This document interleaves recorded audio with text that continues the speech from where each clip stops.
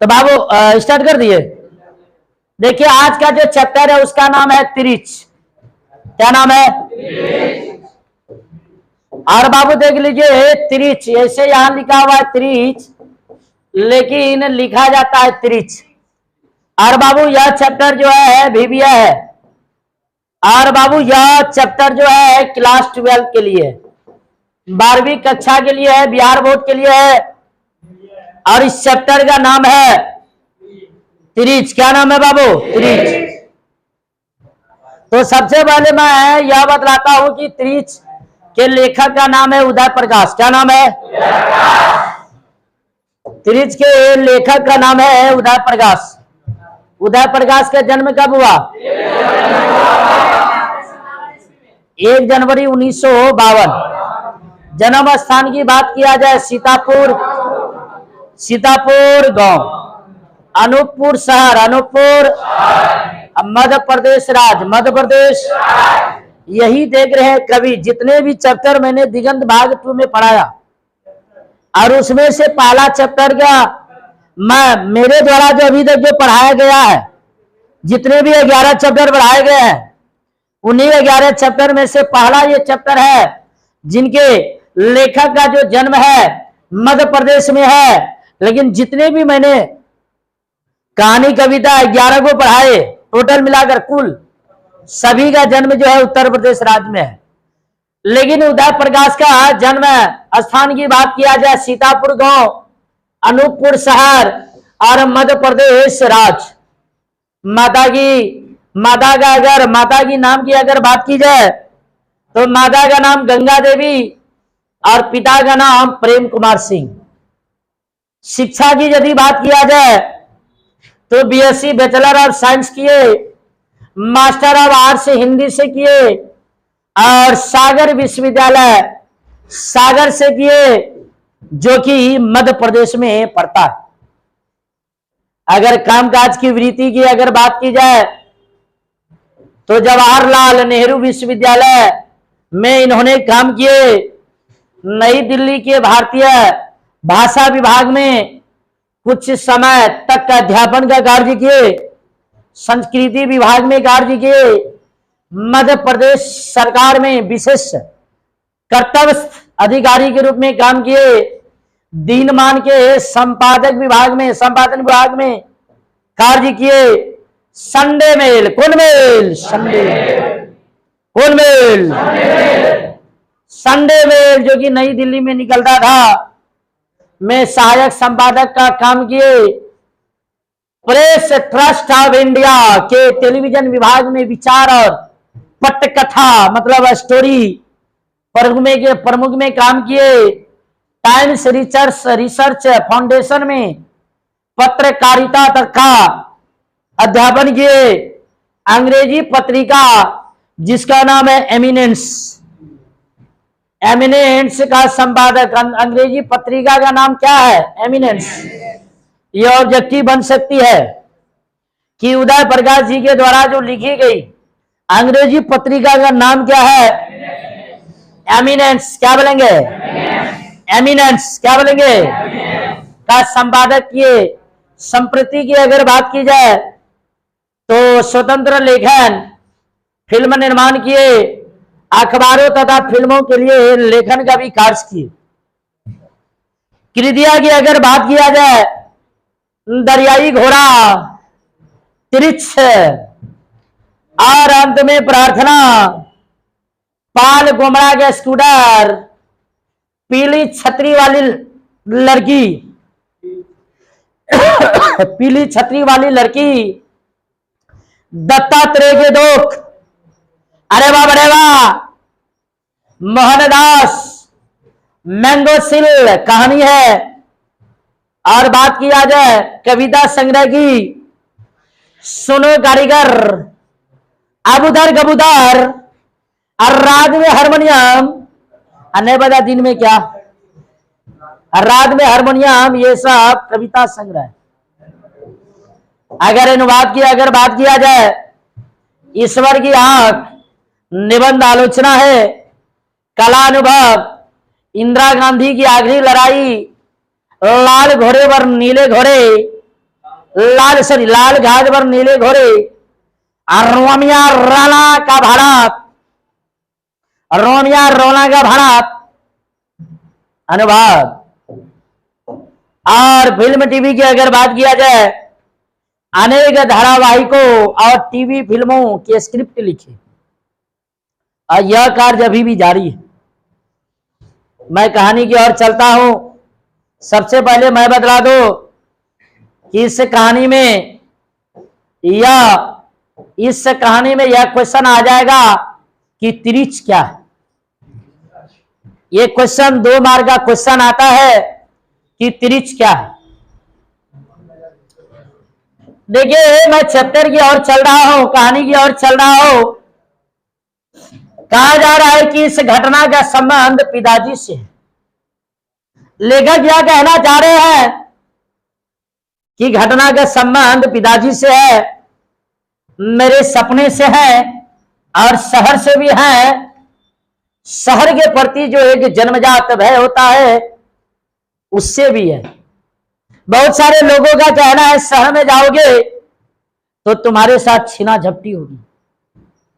शहर में जाओगे, तुमको साइकिल पर तुम चढ़े हुए हो, मोटरसाइकिल से तुमको साइकिल पर धक्का दी जाएगी। और कहावत में कहा भी गया है, जब तक सूरज चांद रहेगा मेरा साइकिल तुम्हारे साइकिल के पीछा जात रहेगा। और लेखक कहना जा रहे हैं कि शहर के प्रति जो एक जन्मजात भय होता है उससे भी है।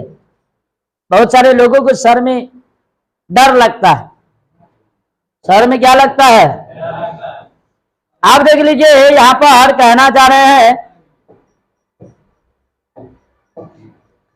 आप यहां पर कहना चाह रहे पिताजी तब 55 के हुए थे। पिताजी कितने का हुए थे? पिताजी 55 के हुए थे।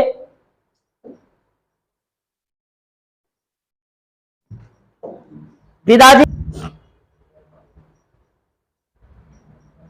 हाँ चलिए, पिताजी तब 55 साल के हुए थे।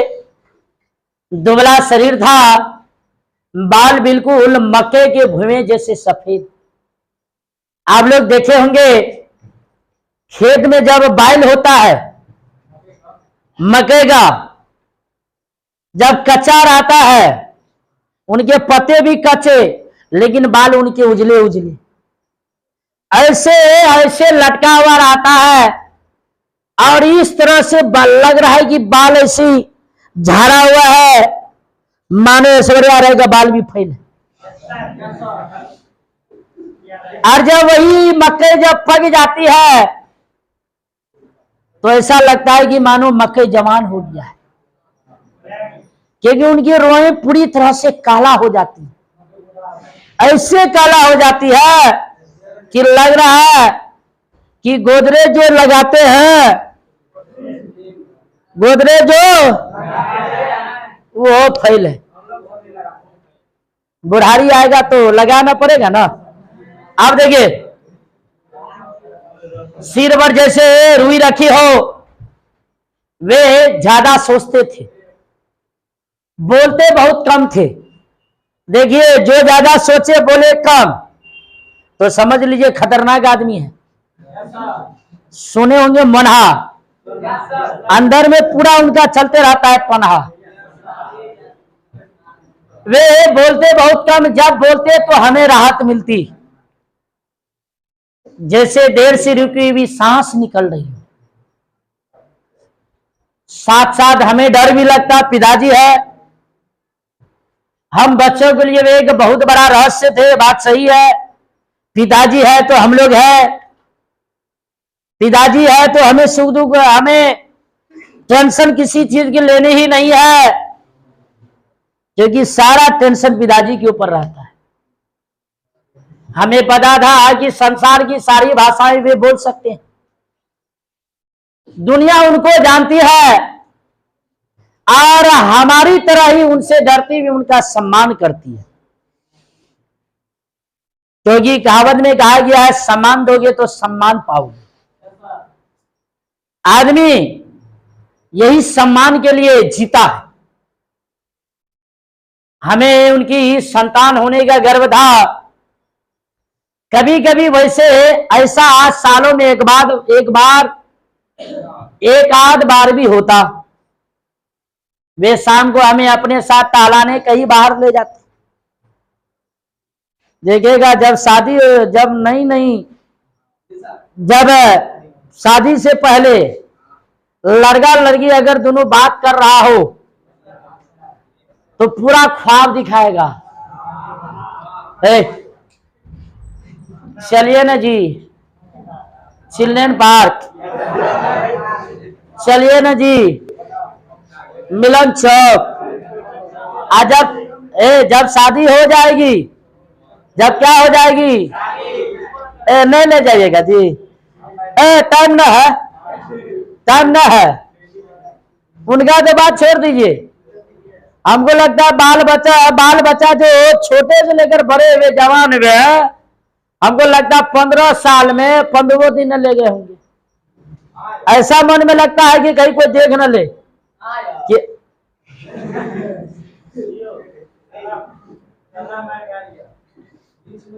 बंद कीजिए कि आज खेल हुई कल, आज खेल हुई कल बेल हुई, परसों जो है धमाधेल हुई। देखिए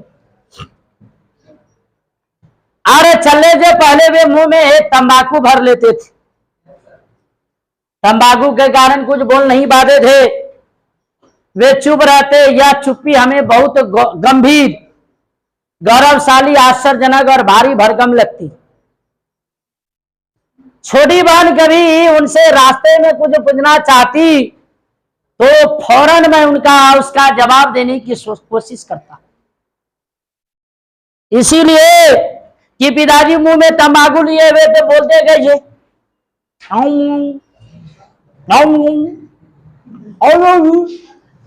आप पूछते पाबाजू क्या है, और जवाब नहीं मिलता। गलत बोले ना। इसीलिए लेखक उनका जवाब देने की कोशिश करता जिससे पिताजी को बोलना ना पड़े। वैसे यह काम काफी मुश्किल और जोखिम भरा होता, क्योंकि मैं जानता था कि अगर मेरा जवाब गलत हुआ तो पिताजी को बोलना पड़ जाएगा। बोलने में उन्हें परेशानी होती थी। एक तो तंबाकू की पिक निकालनी पड़ती थी, फिर जिस दुनिया में वे रहते थे वहां से निकलकर यहां तक आने में उसे एक कठिन दूरी तय करनी पड़ती। भगवान जो है ठीक किया है, भगवान जो है लिपस्टिक बनाया बढ़िया की है। खाने वाला अगर लिपस्टिक बनता तो बेचारी जो है वो लड़की वो भी नहीं बोल पाती, है ना।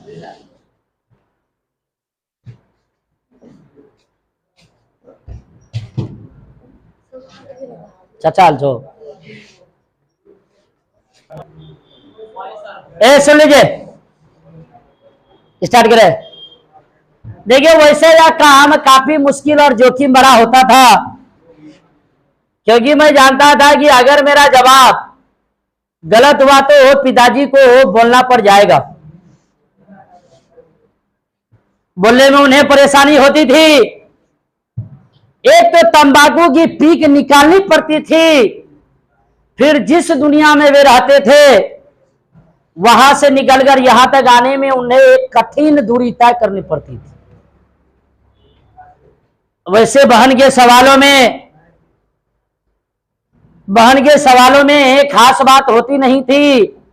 जैसे वह यही पूछ लेती कि सामने छू ले, सामने क्या छू ले लेकिन वहां छू ले है कि सूखी टहनी पर बैठी उस चिड़िया को क्या कहते हैं। मैं चूंकि सारी चिड़ियों को जानता था, इसीलिए बता सकता था कि वह नीलकंठ है और दशहरे के दिन उसे जरूर देखना चाहिए। मेरी कोशिश रहती थी कि पिताजी को आराम रहे और वे सोचते रहे। मेरी और माँ की दोनों की पूरी कोशिश रहती कि पिताजी अपनी दुनिया में सुख चैन से रहे। वह दुनिया हमारे लिए बहुत रहस्यपूर्ण थी, क्योंकि जानते हैं पिताजी पूरे घर का कार्य को संभालते हैं। माँ घर के काम तो करती है, लेकिन जितने भी इनकम का स्रोत है वो पिताजी है। लेकिन जब हमारे घर और हमारे जीवन की बहुत सारी समस्याओं का अंत पिताजी वही रहते हुए करते थे। जैसे जब मेरी फीस की बात आई, उस समय हमारे पास का आखिरी गिलास भी गुम हो गया था। पैसा की बात करो तो न जाने कितने के मोबाइल ऑफ हो जाते हैं, न जाने मुलाकात तक बंद कर देते हैं। अगर आज तुम किसी से पैसा मांग लो तो मोबाइल भी ऑफ होना शुरू। फोन करते रहिए, लेकिन वो फोन उधर से उठाएगा नहीं, साइलेंट कर देगा। और सब लोग लोटे में पानी पीते थे। पहले जमाने में लोटा में पानी पीता था। हमारे गांव की संस्कृति सभ्यता थी। पिताजी 2 दिन तक बिल्कुल चुप रहे। मां को भी शक हुआ कि पिताजी फीस की बात बिल्कुल भूल गए, या फिर इसका हाल उनके वश की बात नहीं है। लेकिन तीसरे दिन सुबह सुबह पिताजी ने मुझे एक पत्र लिफाफे में रखकर दिया और शहर के डॉक्टर पंत के पास भेजा। मुझे बहुत आश्चर्य हुआ जब पिताजी ने मुझे शरबत पिलाई, डॉक्टर ने मुझे शरबत पिलाई, घर के भीतर ले जाकर अपने बेटे से परिचय कराया और 100 के 3 नोट मुझे दिए। 100 के 3 नंबरी दिए, नंबरी। हम पिताजी पर गर्व करते थे, प्यार करते थे, उनसे डरते थे और उनके होने का एहसास होता था। जैसे हम किसी किले में रह रहे, पिताजी है, समझ लीजिए पिताजी एक घर का किला है। अगर घर का किला नहीं रहेगा तो घर क्या हो जाएगा? टूट जाएगा। पिताजी को घर का एक किला के समान है मानते थे। ऐसा किला जिसके चारों ओर गहरी नहरें खुदी हुई हो, बुर्जें बहुत ऊंची हो, दीवारें सख्त लाल चट्टानों की बनी हुई हो, और हर बारी हमले के सामने हमारा किला अभेद हो। मतलब पिताजी है तो कितनी भी परिमाण में दुख तकलीफ क्यों ना हो, पिताजी उनका सामना करने के लिए हमेशा तैयार रहते। पिताजी एक खूब मजबूत किला थे। उनके परकोटे पर हम सब कुछ भूलकर खेलते थे, दौड़ते थे, और रात में खूब गहरी नींद मुझे आती थी, क्योंकि पिताजी है तो सब चीज है। पिताजी है तो सब चीज है। लेकिन उस दिन शाम को जब पिताजी बाहर से टहलकर आए तो उनके टखने में पट्टी बंधी थी। टखने में, घुटना में। थोड़ी देर में गांव के कई लोग वहां आ गए। पता चला कि पिताजी को जंगल में तिरिच विष खापर जहरीला लिजार ने गाड़ लिया। विष खापर, मैं तो आप लोग को खापर बोलता हूं। खापर के आगे लगा दीजिएगा विष तो हो जाएगा विष खापर। जहरीला लिजार ने काट लिया है। हम सब जानते थे कि तिरिच के काटने पर आदमी बच नहीं सकता। और रात में लालटेन की धुंधली मटेली रोशनी में गांव के बहुत से लोग आंगन में जमा हो गए। गांव घर में देखिएगा हल्का भूत भी लग जाए ना, पूरा देव बढ़ गया। ओ तू देखिए पिताजी उनके बीच थे, जमीन पर बैठे हुए। फिर पास के गांव का चुटुआ नाई भी आया। कौन नाई? चुटुआ। कौन नाई? वह अरंड के पत्ते, कौन चीज के पत्ते? अंधी के पत्ता, कौन चीज का पत्ता? और कंडे की राख, कंडे मतलब गन्ने की राख, गन्ने के जहर उतारता था। चुटवा नाई देखिए क्या करता था, चुटवा नाई यहां देख लीजिए, चुटवा नाई क्या करता था,